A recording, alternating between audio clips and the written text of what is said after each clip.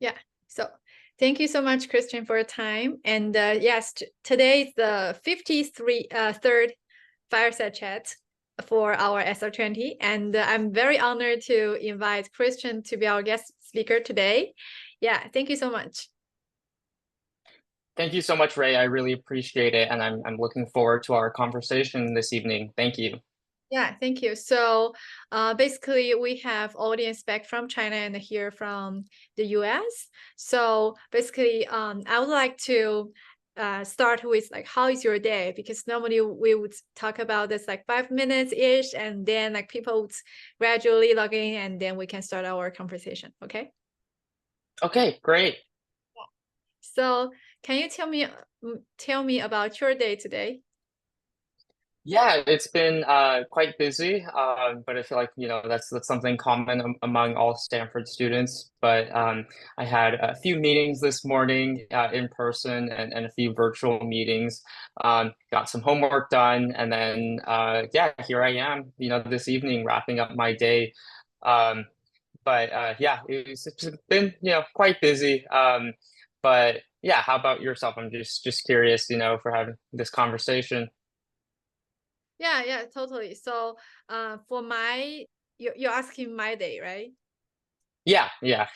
Okay, thank you. So I was very like busy today. So normally, actually yesterday, I may share yesterday is a very fun day for me. So yesterday Okay. to UCSF very early. I got up around like 6. Like then we drove to UCSF for like a public comment for the uh California State of Education Board to address our comment on the admission transparency for the UC schools. So but unfortunately, when we went there, we see like a public activity about Palestinian citizens who share their story that about their like sad stories and their family stories and their call for action. So normally there would be a lot, let's say, around 10 speakers for the public comment. However, the spots were only like 70 for the audience. But our speaker are actually waited outside because all those 7 spots were occupied by other audience. So which means our public speaker for the comment failed our failed our show. But anyways, our comment is actually about the follow-up about the UC admission officers that they didn't really take the admission transparency for like very seriously, and we want to follow up with that. And we really want this, for example, why there are so many qualified students but they got rejected by the UC systems. So we want more transparent admission transparency for that. And behind that, we have like around 5,000 parents signed for the signatures, and we really want something, but it takes time, right? It's not just like one day thing. So now we are taking this bottom up approach to call for the action, call for the signatures, and see if we can have some like ballot. You must be familiar with ballots, right? The Right. Yeah, the various ballot initiatives here in the state of California. Yeah, that's what we are doing now. Yeah. Wow, that's awesome. That sounds like a very impactful and busy day as well. Yeah. And yeah, even though like we are not very lucky to give the public comment, but we already submit our email, so it's fine. Yeah. Got it. Yeah. And I got very immersed to really know that the families, they like the Palestinians, they lost sorry, the name, I may say that wrong, but I mean the families they lost and how they call for action. I got really like very emotional by the action, but I do see the values for their voice there. Yeah. Yeah. Okay, thank you so much. Okay, so let me briefly introduce Christian, and we also Okay, and we already have lots of audience back in the Chinese too. So I would like, so anyone please feel free to check out the questions, and I will also do the Chinese translation in the chat. Yeah, because some of the audience may not really know English. Okay, good. Okay, so let me briefly introduce Christian. So thank you so much, Christian, for your time. So I reached out to Christian from LinkedIn, and he was the very first one to respond to me, and we scheduled this valuable meeting. And Christian is actually, so currently you are the secretary of the what's that, the American Democratic for the universities, right? Yeah, I'm actually the national press secretary for the College Democrats of America. Yes, and maybe you can tell us more about that, okay? And currently you are the Stanford freshman, and you're very into history and aeronautics, right? Yes, correct. And that's a really amazing combination of humanities and very tech backgrounds. And yeah, we already, because we have the Chinese version of your background, and we already have parents asking why. Yeah, very good. So yeah, and that's something I know about you. And you mentioned that previously you don't really do like lots of, like, for example, like competitions or like Olympic games, but you are super committed to activist, right? You are super committed to make a difference. That's also a very amazing story, and our audience want to know. Yeah, so that's so much about from my side, the very, very brief intro about yourself. So maybe like Christian, can you do like a more like your style for the intro? Thank you so much. Yeah, well, thank you so much, Ray. I really appreciate this opportunity from yourself and SR20 Academy, and welcome to everyone joining on this session. Thank you for being here, and I'm happy to share a little about me, my experience, and where I am today. So, like Ray mentioned, for most of my life, I've been an activist, and what essentially that means here in the United States is that I not only work to draft policy from my perspective to help the government direct their own policy, but I also do a lot of organizing work, organizing political campaigns, everything from local campaigns to presidential campaigns, which I'm sure a lot of you may be aware of. In the United States, we are approaching a very crucial election in 2024. So that's sort of some of the activist work I've been working on. And throughout the United States, there's a coalition of colleges. Over 200,000 college students are part of this coalition called the College Democrats of America. And we are the official college branch of the Democratic Party, the Democratic political party here. And so I'm honored just recently to be confirmed as the national press secretary. So I am the official spokesperson of the organization, and I also aid in the relationships with the press and the communications community here in the United States, and handle all of those official statements from the organization. But sort of, how I got my love and passion for education started from this passion of activism, and being able to carry that into where I am today at Stanford University meant that I was able to explore a lot of the classes that I thoroughly enjoy. A lot of the groups here on campus, the organizations I'm a part of, that all align with my mission as an activist. And I also, have a lot of technical professional background in engineering, in science, technology, in aerospace. And that's part of the reason why here at Stanford, I'm pursuing an education not only in history, which is my activist and law side, but also a background in aerospace, astronautics, and aeronautics, since that also fascinates me as well. So although that combination is very unique, may not on paper go well together. how I chose to study both of those pathways have ultimately been rooted in what I'm passionate about as a student, as an activist, and just as someone who is furthering my educational career at Stanford. Yeah, thank you so much. Yeah, I just learned that how much you have done for Stanford and also how much Stanford fits into your career. That's so amazing. Thank you so much. Yeah. So just like the parent just asked, how did you impress Stanford with your history and passion for aeronautics? Yeah. Yeah, no, great question. Thank you so much for the question.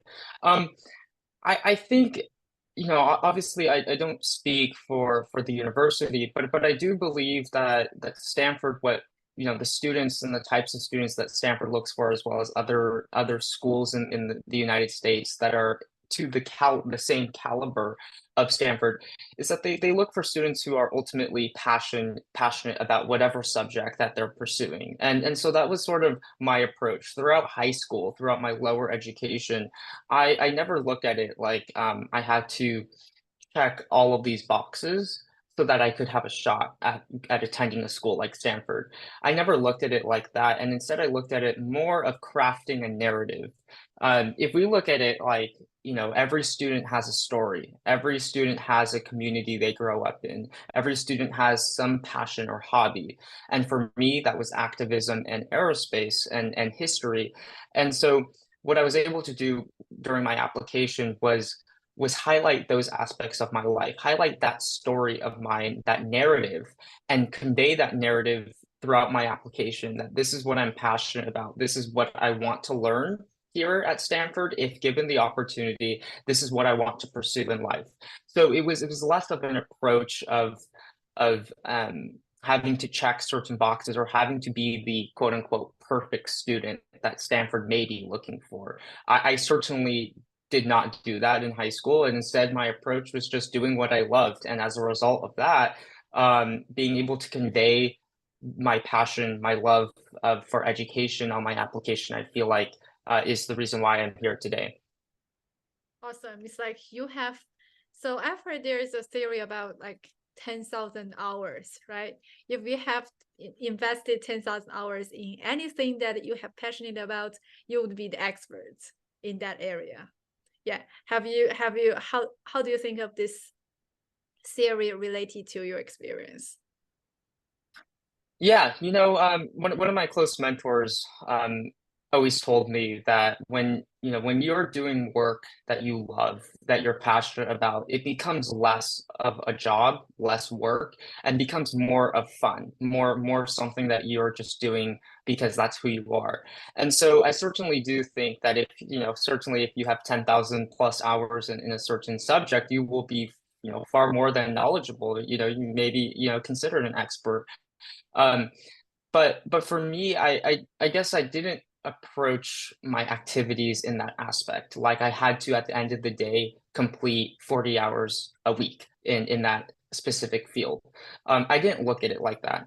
Throughout high school, I saw that I have something that I love. I want to pursue that in whatever capacity that may be, whether that's at school or in my community. And in fact, that actually went more than 40 hours a week, but it was because that's what I enjoyed to do. That's what I love to do. And yeah, that sort of answered that.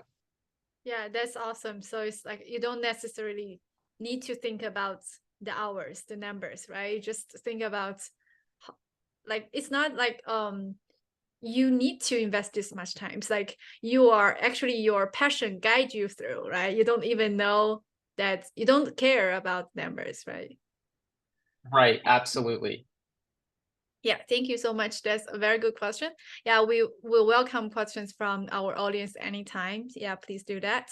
Yeah, and yeah. So just now you mentioned that you invested. Sorry. So you really like and have passion for history and activism, right? Can you tell us more like how did you plan your time, or like how your time was allocated to different activities? yeah, that may guide our audience, and especially the current high school the kids, how they can allocate their time. Yeah, thank you for the question. Um, for high school students out there listening to this, and you know, I didn't go through high school too long ago. It was very recently, so I remember most of it. Um, how I allocated my time between my education, between my course disciplines, and I did take very rigorous course disciplines like here in the United States with the College Board advanced placement courses. So I took multiple of those courses.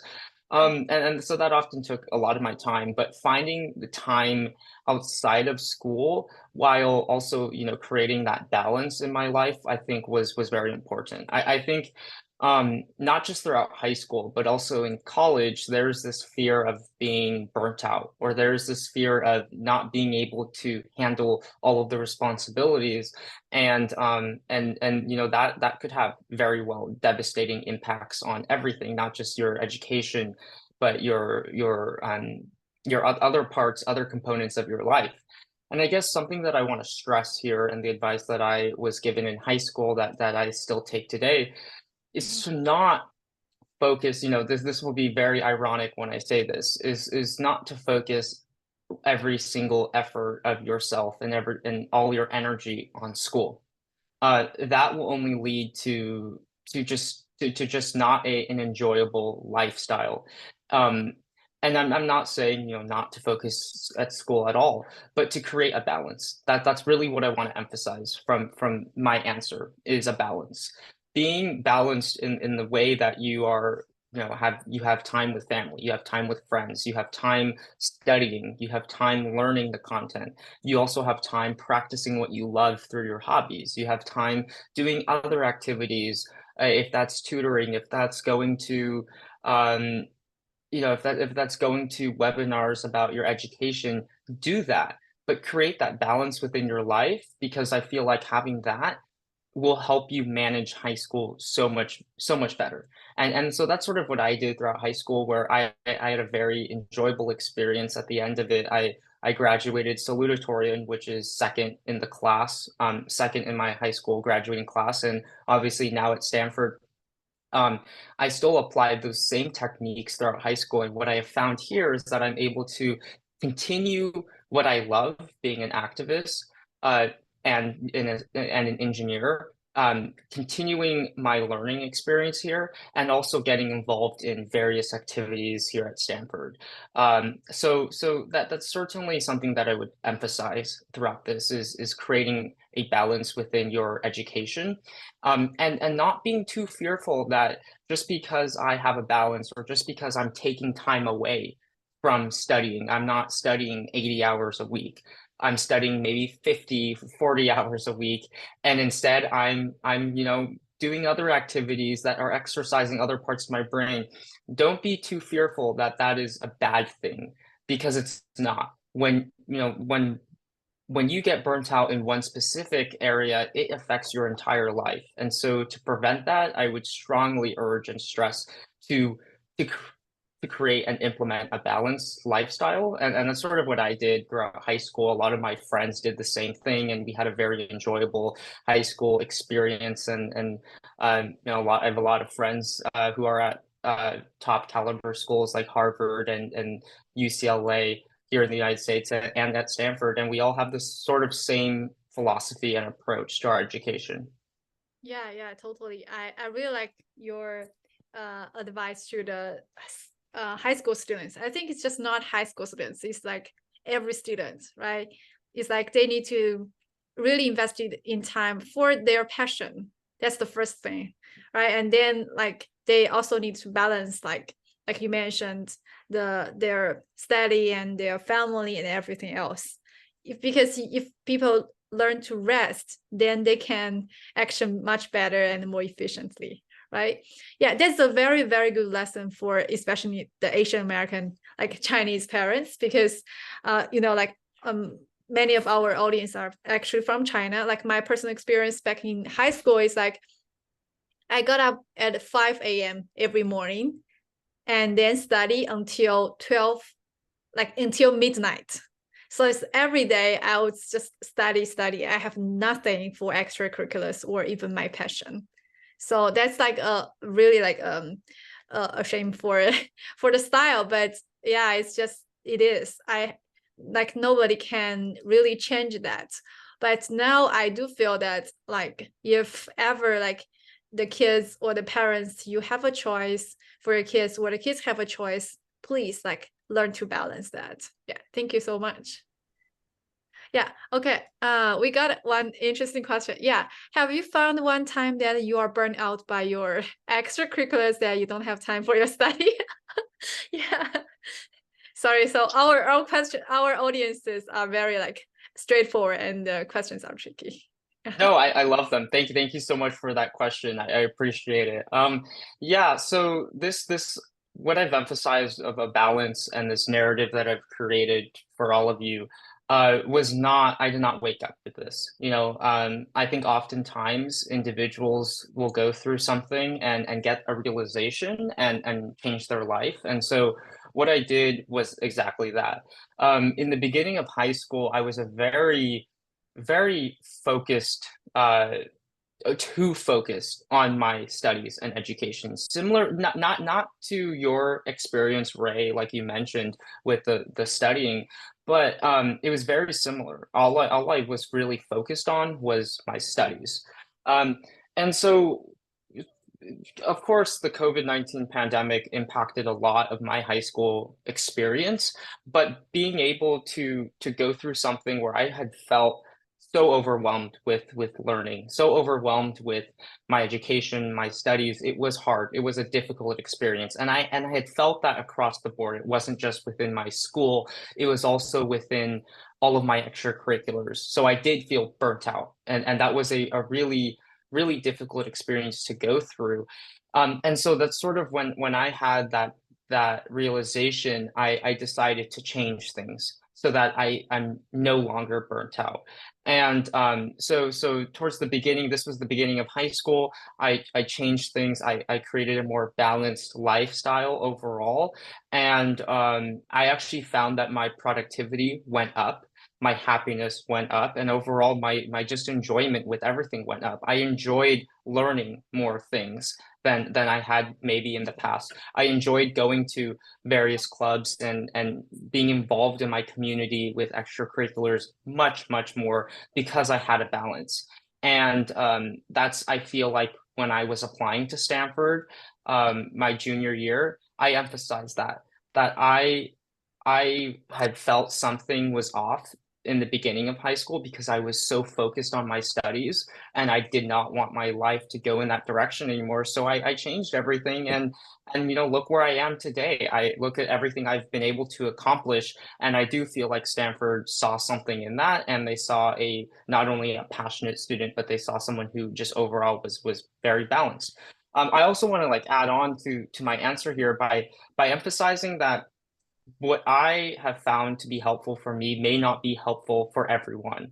And so I think what's important about learning and and being educated is being able to experience different and new things that may work for you and it may not work for you, and being able to pivot and being able to adapt to that. I think it is very clear and evident that Stanford, the type of students that they look for are students that are not only driven and passionate about something, but overall can pivot and adapt to whatever that they're learning and whatever is going through their lives. And so I think it's a good thing. And I know it could be very scary, that change. And again, like I'm, not only to all the high school students listening to this, but also college students, it can be scary to change or to not know what's going to happen. It could be scary, working 18 years of your life, knowing that you want to study history, and then say, something happens and now you want to study math.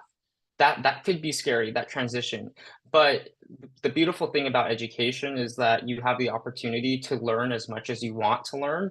And so being able to pivot and adapt to that, I think, is very important. And overall, you're going to have a more an enjoyable life. But really what I'm trying to say is to just try it out. Try different things, what works for you, what doesn't work for you. But as long as you're happy overall with your education, your experience with learning, I think that's what ultimately is important.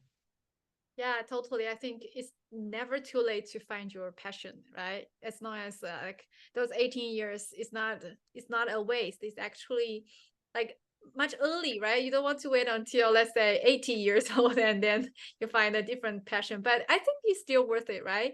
It's always it's always okay. I think this is just like growth mindset, right? I really like the Stanford professor Carol Dweck. So she wrote this book like growth mindset is like always look at positive of each failure or each disappointment or hard moments. You always find the growth through different journeys. Right. Yeah. Absolutely. Yeah, totally. Okay. So now we are gathering much more like audience now and we keep getting different questions. But I mean, before that, I would like to know something about, for example, let's say, did you ever like, how did you spend your summers during high school? That was one of the Stanford questions, right? Yeah, absolutely. Yeah, so my answer was could be very different from other high schoolers. But what I did, I actually had the opportunity to get internships at a very young age. And so during the summer, that's sort of what I did. So throughout high school, every summer I had a different internship. And so my first internship that I ever got, my first ever employer, and I'm uh very humbled being able to even say this because this employer is one of the largest companies in the world. But I was employed by the Boeing company, my junior year of high school, and so working in an industry fast paced like Boeing, a worldwide industry, and they are just for some context, they're the world's largest aerospace company. They produce not only satellites, they produce government technologies, and they also, of course, produce massive commercial airplanes that we all, you may have been on one before in your life. So, yeah, being able to be in that experience, I gained a lot of professional skills, a lot of professional tools that certainly helped me with my Stanford application, helped me into my career that I'm on right now. So I did that one summer throughout high school. Another summer I did, this was of course post-COVID. So the first 2 years of my high school experience, I didn't really do anything over the summer. I actually did not do anything at all because I was, so being so overwhelmed with the pandemic, I just decided to stay home for the entire summer. But my senior year of high school, I interned for the California Democratic Party, which is a state chapter of the United States Democratic Party, the political party, and that not only again I gained a lot of valuable professional skills, but that perpetuated my passion for activism um, and politics. So you can see these two companies that I've worked at during high school, they are polar opposite. One is in the aerospace industry, and that required a lot of my analytical and technical skills as an engineer. I had to apply a lot of that during my experience at Boeing. And the other was more organizing, focused on political activism. But again, this all helps craft my narrative. I think to Stanford, they see a student who is exploring different interests, different passions in their life, and that's sort of what I'm still doing today, even at Stanford, pursuing that not only in education with aerospace, aeronautics, and history, but also pursuing that on clubs on campus, aerospace clubs on campus, political activism clubs on campus, and then off campus as well. So yeah, throughout high school, I did internships and during the summer, and I feel like that throughout those experiences, I was able to gain very valuable professional working experience. Yeah, that's amazing. It's like, yeah, it's like your internship actually, do they facilitate your passion and your major choice for the current major at Stanford? Because you mentioned like Boeing and the Democratic, like the California State Democratic, right? Yeah, absolutely. I do feel like what I want to emphasize here is that I looked at jobs, I saw internships based on what I was passionate about, not based on how good would this look on a resume or how good would this look on my college application. And because of that, I not only got very valuable professional working experience in those industries, but I had a lot of fun while doing it. Some of my closest friends I met through those internship programs. One of them is he just happens to be one of the star baseball players for Harvard baseball, and I met him through my internship at Boeing. And that connection that I had with him would have not been possible if we had not been in the same space at the same time. So yeah, I sort of those experiences throughout high school certainly are connected to what I'm pursuing here at Stanford. And also, if right now I'm learning what I love, but if something down the line, if I decide that I want to maybe switch subjects, not study history as much, not study aerospace or astronautics, the experience that I got in those industries and at Stanford are not at all wasted. Those aren't wasted experiences because being in an industry like Boeing, I'm learning a lot of, again, professional skills and also a lot of engineering skills at one of the largest aerospace companies in the world. And then at the California Democratic Party, learning just how to engage with communities, how to within the entire state of California, and there are roughly 10 million Democrats that live in California. So engaging with all of those communities were very helpful, and I learned a lot about not only myself but other people. So yeah, they're not at all wasted if something were to happen here at Stanford, but they certainly are connected to my educational journey here. Yeah, that's awesome. So we have an audience from here, like uh, from our audience. What made you so engaged in activism, and any advice given to people who found this tough to proceed in reality, like mainland China and without background support? Yeah. Yeah, thank you for the question. Great question. Thank you. So alluding to my previous point, essentially, why I pursued this direction of my life was because this is what I love. This is what I'm passionate about. And if you all take away something from this, I want you to all take away what like my mentor has told me multiple times, which is again, when you're doing work or you're doing a job and you're having fun and you love it and it's your passion, it's not work and it's not your job. It's just something that you do. And I want everyone to just take that away because I feel like being told that so early in my academic career laid the foundation of who I am today, where I do things that I love, and those things are being able to translate them into jobs, being able to translate them into academics is amazing, and it's because I'm just doing what I love. So that's part of the reason why I'm so involved in activism. It's because it's just my life and it's just something that I love to do. It is not necessarily for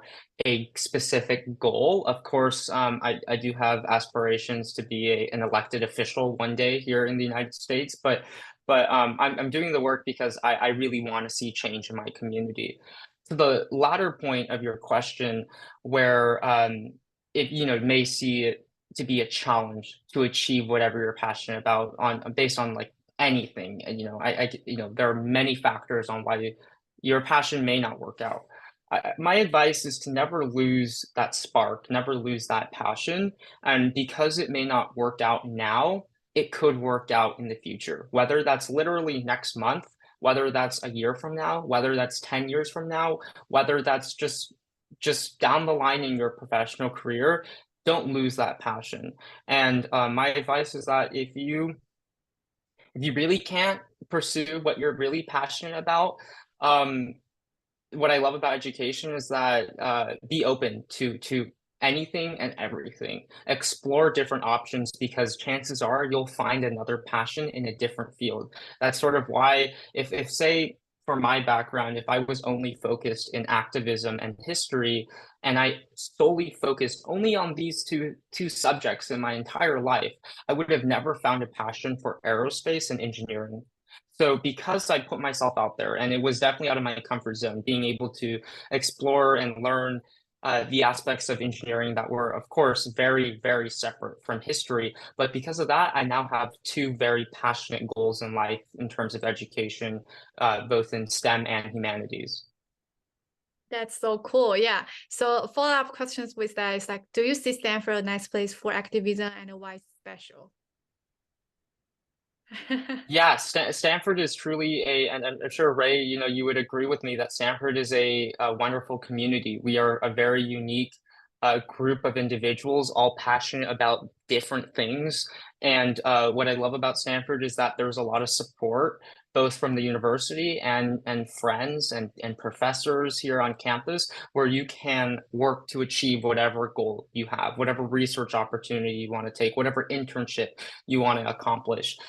So I found, so far being a Stanford student that I found that very, very promising that I'm able to explore whatever I want to learn. And there are more than abundant support resources for that. Specifically to your question with activism, Stanford is, a lot of people don't know this, but we have one of the highest voter registration across any college campus in the state of California.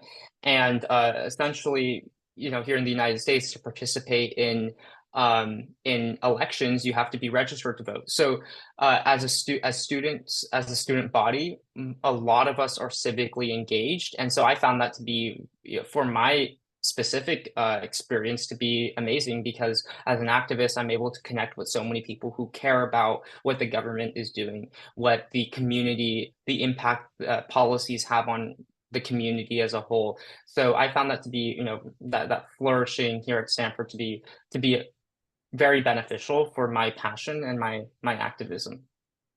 Yes, yes, totally. And I think, yeah, the fact you just shared with me, like Stanford is like the top one there for the polls. Well, that's so impressive. Good to know today. Thank you so much. Yeah. So yeah, and we have so many questions. Let me choose a different person. Okay. Yeah. So do you find it is challenge to do the activism sometimes? And can you share an example? Yeah. Yeah, yeah, there are some moments where it's just challenging, not in the sense of me having, not disliking the work that I do, but as the national press secretary for an organization that has over 200,000 members, there are certainly moments where it can be more than challenging, just working with many different groups, and especially in activism where there are so many diverse perspectives, which I want to emphasize that those perspectives are absolutely important. They are crucial to any activist. Learning different experiences and perspectives from people are important, even if they may not align with mine specifically. So, yeah, I certainly have had experiences where my views on something or my views on a policy position are different from one of my colleagues or one of my friends. But how I sort of navigate that is looking past the what divides us and seeing what actually brings us together. The fact that we're both in this space, we're both passionate about activism, regardless if we have different viewpoints on something, but connecting on that level. Yeah, totally. Yeah, it's just like more of like communication, disagree and agree, right? Yeah. Yes. Okay, thank you so much. Yeah, because our time is limited, and I think I will ask three more questions from my side, and then let's connect more of questions from our audience. Okay, everyone is so Okay. active today, so yeah, thank you so much. Okay, so one more question is, yeah, like because people would be interested, like how did you get the two internship? Like for Boeing, you are still like sophomore year, is that correct? Or Yes. junior or sophomore? Yeah. Yeah, I was a sophomore going into my junior year. Yeah, yeah. So like how did you get this internship opportunity? Yeah. Yeah, certainly. What I want to emphasize with and alluding to the overall theme of this, not only of this presentation, but also what SR20 Academy strives for, uh, is that how I got these internships were from the professional networking and the professional connections that I made throughout high school. Yes. And why I want to emphasize that is because the fact is that you can study all you can possibly do in a given day. You can study so many different subjects. You can be so grounded on education and studying, but without actually getting experience, without connecting with other individuals that that have the same interests of yours, it's very hard to apply that. And the fact is, in professional industries like not only Boeing but the California Democratic Party, it really is a lot of who you know, the connections that you have, the type of reputation that you have to other people. Of course, you need to be qualified as an individual, with your academic background and your extracurricular background. That certainly is important.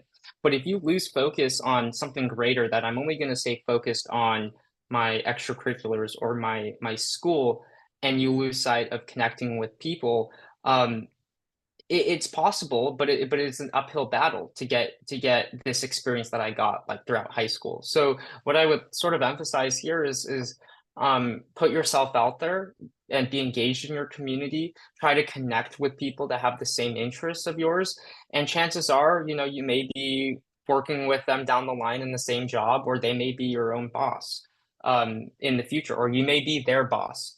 So that's sort of how I got those internships throughout high school. I certainly had the education to back up my experience, but it was through professional networking and connections that I was able to get those opportunities at such a young age. Yeah, totally. That's so awesome. Like I just want to echo your experience of like reaching out to take the initiative, right? Just talk to people and then be open-minded to meet different people, and you always find something connected. That's when opportunity shows up, right? Yeah. So Absolutely. yeah. Okay. Then my second question is like, how do you like Stanford for now? Like your current learning, especially the balance between all of your activities and the study. Yeah, no, that's a great question. I love Stanford. Stanford, uh, is obviously it is an amazing institution to be at, to learn. No one necessarily argues against that, but for my personal experience so far, I have found it to be very enjoyable. And I have also found the balance, everything that I was talking about throughout high school, referring to like my life balance. I found that to be extremely beneficial here at Stanford, because I'm not only able to stay very focused on my studies and academics and rigorous classes, Stanford level classes, but also be able to explore my professional career, and being able to explore just so many different parts of my life, not only with friends, with colleagues, with professors, with family in the area. So it's overall been an amazing experience, and I definitely have enjoyed it so far. Yeah, that's amazing. Yeah. Can you recommend any course that you like, especially like for any like upcoming freshmen? Yeah, like class of 2028. Yeah, any class. Yeah. Yeah, well, my courses are more skewed towards history, but just in general, Stanford has a very liberal arts approach to their education, where they want to teach education not in the lens of a specific subject, but overall as something that you can flourish in. And so at Stanford, there's this series called College, and it stands for like civic engagement and learning. So the college course is actually an option for first years, but most first years do take it. And I feel like that opened my eyes to education as a whole, not only as like what is education in general, what does it mean to us, but how can you get a good and positive education throughout your Stanford experience. So that's definitely a course I certainly would recommend all first years to take, because for me, I had a very good experience with that last quarter, and I was able to learn a lot about myself, why I'm here. The title it's college, and it's literally why college. That is the course the course title. So I found that to be very enjoyable and a positive experience, and I highly recommend that. Yeah, I think I would like to go back and retake it and take it again if I have the opportunity. Yeah, lovely. Thank you so much. Okay, so let me get started with the questions. Yeah, so the first one is, yeah. So we have we have so many parents here. So the first one is how did you think of your parent education? Yeah. So it's like I think the question would be like, because currently you're so independent, like how did your parents raise you? Yeah. I see. Okay, yeah. My parents, I have two siblings. They're in high school and middle school, so they're much younger than me. But being in a family, two siblings, three kids, that was of course, we kept our parents busy with our extracurriculars. But how I was able to flourish with being independent was that my parents did not have this expectation that I need to go to Stanford. They did not force me into doing clubs or organizations that maybe, would not fit my narrative. They certainly supported the experiences that I would share with them that, I want to be an activist, I want to explore this, so I'm going to join this club. They were very supportive of that, of my um of different opportunities that came up in my life, but they never really put pressure that you have to do this, you have to check these boxes. And certainly within college, as I was applying to colleges, they never expected me to get into one of the top schools in the entire world. So but here I am, and I do feel like because of that, I was able to, throughout the college application, be my authentic self. And again, not speaking on Stanford's behalf, but I do think Stanford wants authenticity within their students, people who are trying to achieve something greater than themselves, greater than their resume, greater than their extracurriculars, but achieves to a greater and contribute to a greater community, not only here at Stanford, but just in the entire world. So yeah, my relationship with my parents, it was a very supportive and good one and positive one. But I also want to recognize that there are many other circumstances and factors that it may not be like that for everyone. And I honestly want to emphasize that is okay. That is fine. My experience with my parents and my family is very different from a lot of other people, and it may be different from yours. It may be the same with yours. But I think as long as the student, and as long as, like, me throughout high school, is doing what they love, and that's sort of what I did, I feel like that improved my application more than any activity I could have added on it, more than any award that I could have given Stanford. It was the fact that listen, like, I am my authentic self. This is what I'm passionate about. This is what I've been working on throughout my 4 years of high school. And I do feel like that is something that they looked for. That's very cool. Yeah, I really like the authenticity, and also like my biggest takeaway from Stanford is like authenticity and vulnerability. I feel very safe to show my vulnerability at Stanford campus because everyone is authentic. I know, yeah, I can trust people and I can have their shoulders, like have their back. Yeah, that's very cool. Absolutely, yes. Okay, so we have more questions. Like, yeah, you mentioned that you got the internship opportunities through professional networking, right? So the parent question is how to improve social or networking skills. That's a good one. Yeah. Yeah. I feel like, Ray, you're also an expert in this as well with professional networking. But for me, how you could improve the skills of just, I really love the point, Ray, that you made a few minutes ago about putting yourself out there and connecting with people. Just really what I want to emphasize is that first part is putting yourself out there. Um, you can't really expect people to come to you or expect people to connect with you. Sometimes you have to take the first step. You have to take the initiative. And I feel like that is something that can vastly improve everyone's professional networking skills is putting yourself out there in whatever industry that you're in, saying, listen, I'm just a high school student, but this is my passion. This is what I want to accomplish. Um, can you give me help? Everything from like, hey, can we just talk for like a few minutes? Or, I'm just throwing it out there that I'm interested in this. Can you send me any opportunities that you think would fit that? And chances are, again, down the line, whether that's a year from now, 10 years from now, even 20 years from now, that person may say, hey, I remember you, we had a conversation that you're interested in aerospace, you're interested in history. I have this open position at this company or my company. Would you be interested in that? And just like that, you have built a valid professional skill of being able to network. More on the psychological side of things with building those skills.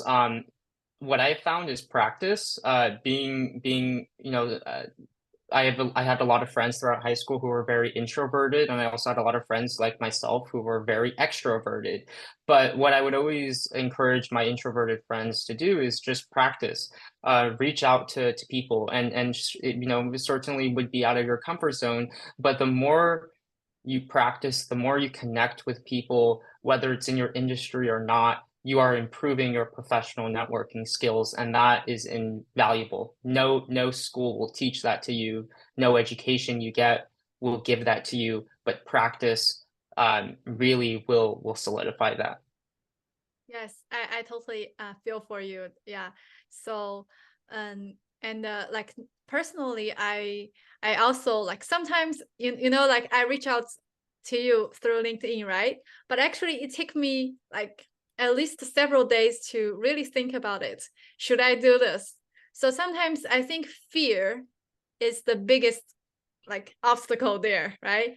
To just I think just sometimes just like do not limit yourself, right? Like just do it. Do not think too much. Do not think too much of the consequences, right? Just do it. Yeah, Yeah, absolutely. I echo all of those points that you just made. Yeah. yeah, thank you. So let's take two more questions. Yeah, and because I know like Christian, you must be very busy with all of your stuff. Yeah. So one more is from our audience, like my son will be a freshman in the coming September. He's nervous and feel overwhelmed for the selective courses and peer pressure. Do you have any suggestions? Yeah, so this the freshman is for high school. Yeah. Freshman, high Yeah, school freshman or college? high school. Yeah, because this is our Okay. regular audience, so I know the background. Okay. Okay. Yeah, thank you so much for your question.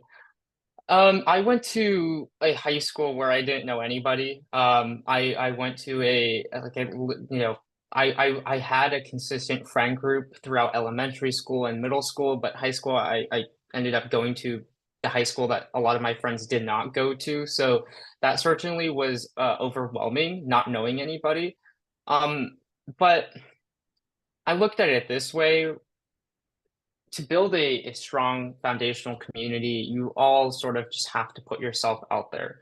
And for the most part, my advice is that you may be feeling a lot of the anxiety that every other person who's starting high school is also feeling. You're all feeling the same thing. You're all going through these questions in your mind. Is this am I going to make friends? Is this where I find my passion? Am I going to be able to contribute to the extracurriculars that I enjoy?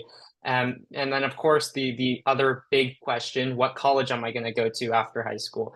But you're all going through the same things. And certainly as a freshman, when about 5 years ago, I had the same experience where I felt the same thing. But a lot of my close friends from high school today, now that we talk candidly, we all had the same experience. We all felt very lost.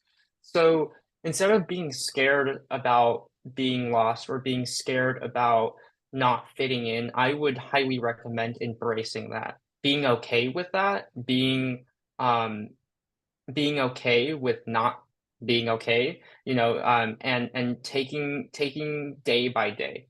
Um so yeah, I know, it's a very difficult answer to give for a question like that, because I've been in your shoes, and the feelings that I had at that time, there was a lot of anxiety and there was a lot of emotion, and regardless of how many people would tell me, you're all going through the same experience, the advice that I just gave right now, a lot of people gave that to me, and that didn't make me feel any better.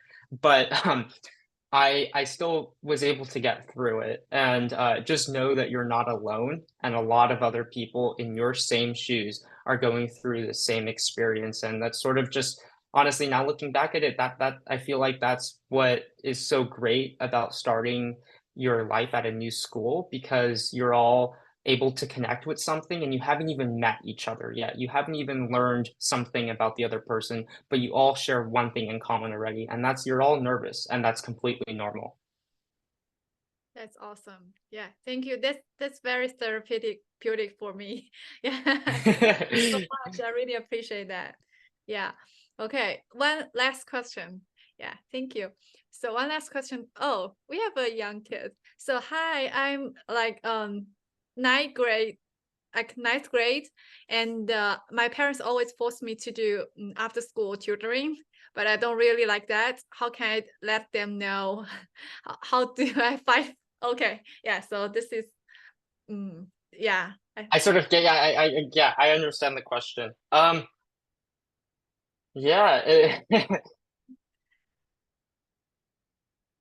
if